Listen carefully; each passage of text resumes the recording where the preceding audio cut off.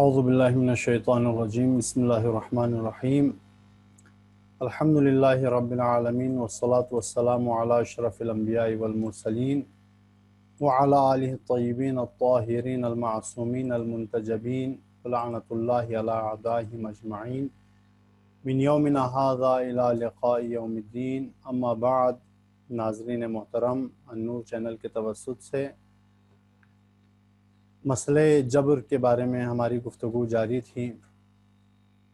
کل ہم نے مسئلہ جبر کے غلط ہونے کو ثابت کیا تھا اس دلیل کے ساتھ کہ مسئلہ جبر ہمارے وجدان اور ہماری فطرت کے ساتھ سازگاری نہیں رکھتا. یہ جو دلیل ہم نے پیش کی تھی اس میں ہر قسم کے لوگ شامل تھے، چاہے وہ کسی مذہب کے پیروکار ہوں، چاہے وہ کسی مذہب کے پیروکار نہ ہوں، چاہے کسی مذہب کو ماننے والے ہوں، چاہے کسی مذہب کو ماننے والے نہ ہوں.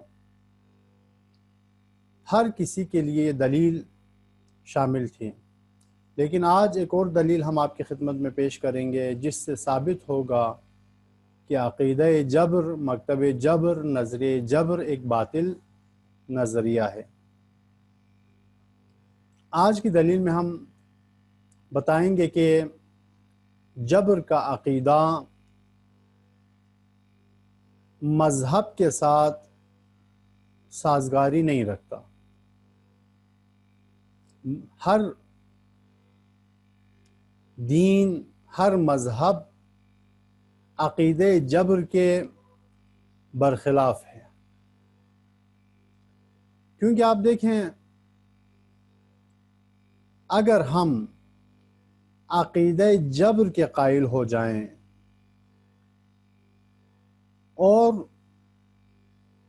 اس بات کے قائل ہو جائیں کہ ہر کام کو کرنے کے لیے خداوند عالمین نے انسان کو مجبور کیا ہے، تو پھر کیسے کہہ سکتے ہیں کہ خدا ایک مجبور انسان کو یہ کہے کہ تم اس مذہب کے مطابق اس کے احکام پر عمل کرو؟ اگر تم نے اس مذہب کے فارمولے اور مذہب کے اس قوانین کے مطابق عمل نہیں کیا تو تمہیں سزا دے دی جائے گی. یہ عقیدہ جبر کے ساتھ بالکل بھی سازگاری نہیں رکھتا، بالکل مخالفت رکھتا ہے. عقیدہ جبر جس میں کہا جائے کہ انسان ہر عمل کو کرنے کے لیے مجبور ہے، خدا نے اسے مجبور کیا ہے، تو ایک مجبور شخص جب کوئی اچھا کام کرے تو اسے ثواب دینے کا کیا تک بنتا ہے؟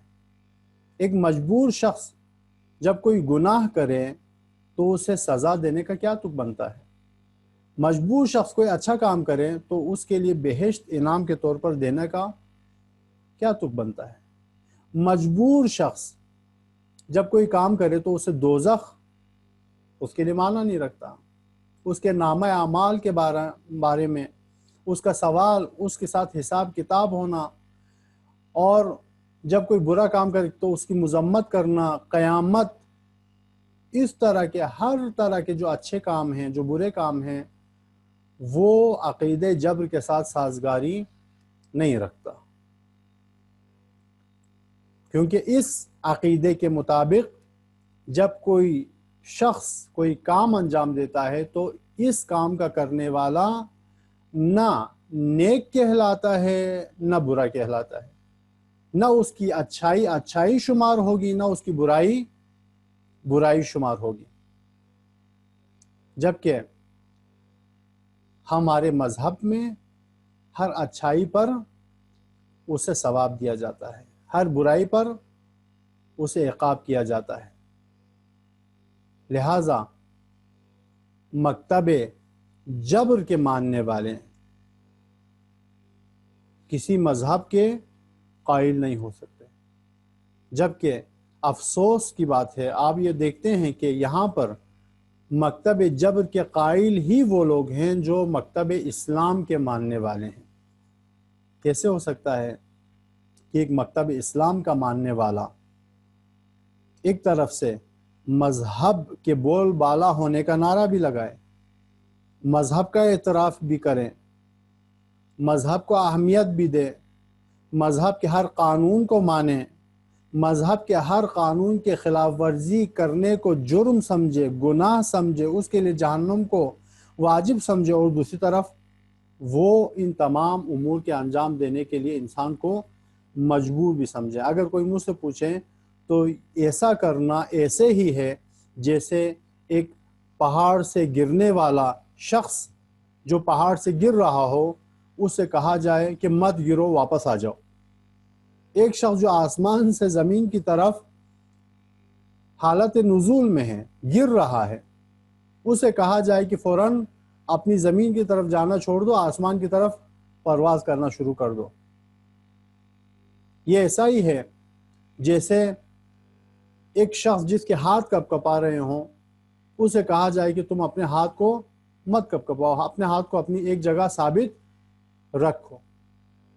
لہٰذا اس طرح کا عقیدہ، عقیدہ جبر، مذہب کے ساتھ، کسی بھی مذہب کے ساتھ، چاہے اتنا صرف مذہب اسلام کی بات نہیں کرتے ہیں، کسی بھی مذہب کے ساتھ سازگاری نہیں رکھتا۔ کیوں؟ کیونکہ مذہب مسیحیت میں آپ جائیں، مذہب مسیحیت میں بھی اچھے کام بھی ہیں، برے کام بھی ہیں۔ اچھے کام میں مذہب مسیحیت میں بھی ثواب دیا گیا ہے، کس صورت میں، کس شکل میں، وہ اپنی جگہ۔ برے کام پر عقاب کیا جاتا ہے۔ یہودیت میں، ہندوازم میں، ہر خلاصہ ہر مکتب میں، ہر مذہب میں اچھے کاموں پر ثواب اور برے کاموں پر عقاب ہے، جو کہ عقیدہ جبر کے ساتھ بالکل بھی سازگاری نہیں رکھتا۔ تبھی تو امیر المومنین نے فرمایا ہے کہ عقیدہ جبر حقیقت میں ایک شیطان پرست مکتب فکر کا ہے۔ تلک مقالۃ اخوان عبدت الاوثان و خصماء الرحمن و حزب الشیطان، یعنی مکتب جبر کا قائل ہونا، خدا انسان کو مجبور سمجھنا، یہ حقیقت میں شیطان پرست اور شیطان کو ماننے والوں کے لوگوں کی سازش، شیطانیوں کی سازش ہے۔ ایک مسلمان، خدا کو ماننے والا، مذہب حقہ کا پیروکار کبھی بھی اپنے آپ کو ان اعمال میں مجبور نہیں سمجھ سکتا۔ لہٰذا مذہب کے ساتھ سازگاری نہ رکھنے کی وجہ سے، جو کہ ہماری دوسری دلیل تھی، عقیدہ جبر اور نظریہ جبر ایک باطل، غلط اور بے بنیاد نظریہ ہے۔ انہی الفاظ کے ساتھ اجازت چاہتا ہوں۔ والسلام علیکم ورحمۃ اللہ وبرکاتہ۔